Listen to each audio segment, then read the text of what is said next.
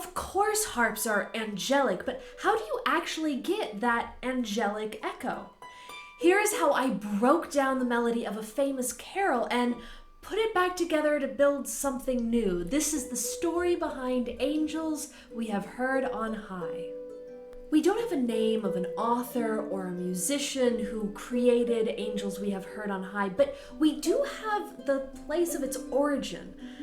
Renaissance tradition holds that in the Catholic south of France, the shepherds on different hills would communicate by singing to each other. Their carols would echo down the hills and valleys, filling the landscape with music and filling our hymn books with great Christmas music.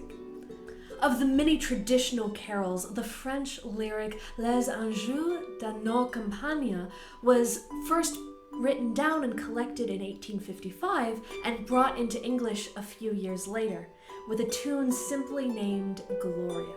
It fits that there are no names.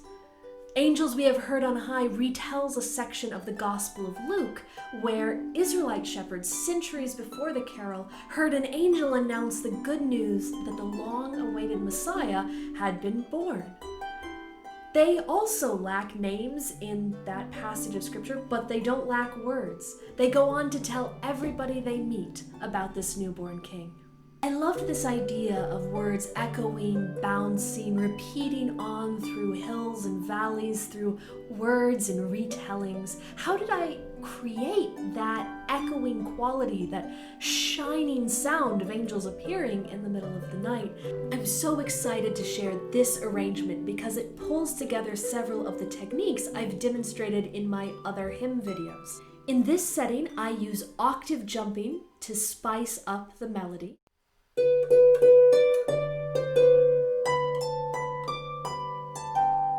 I add trumpeting thirds to add resonance without adding weight.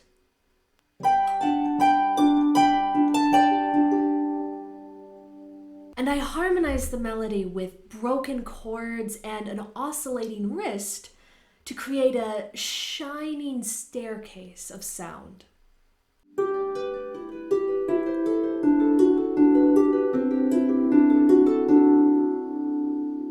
If you don't know what any of those words mean, you can check out my other videos where I explain them right here. But before I filled up the verses with those other techniques, I started this angelic echo right from the first measure using broken bits of melody. Most songs have some sort of intro space, a few bars to establish the sound of the key in your ear before roping you in with the melody.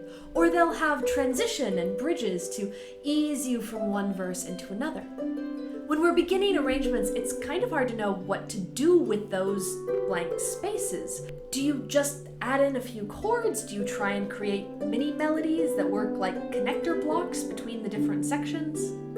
But for this intro, I jumped on the idea of this angelic chorus echoing and repeating back and forth. The first bar of this carol sounds a very simple pattern, 3 notes and a jump.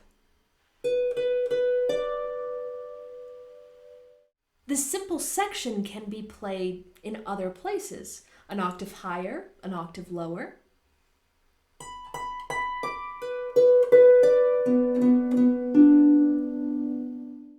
By separating out that section of the pattern, I could move it around to different spots and use it as a small block to build something bigger.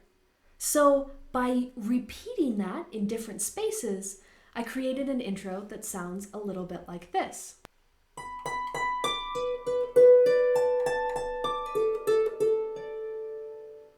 The 2 hands bounce the pattern back and forth, jumping octaves and making something that's easy to play but still full of energy and light.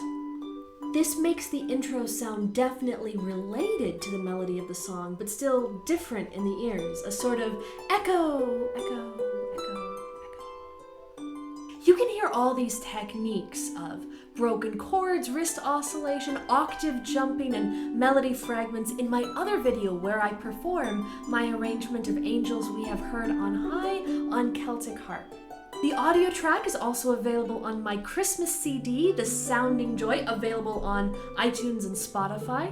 The sheet music for this arrangement is now available on my website, annahagenharpist.com, links below. Keep up with great instrumental harp this season by liking, subscribing, and leave a comment with a favorite song or hymn that you'd like to hear more about. Now, join the echo of the angels. Start making music.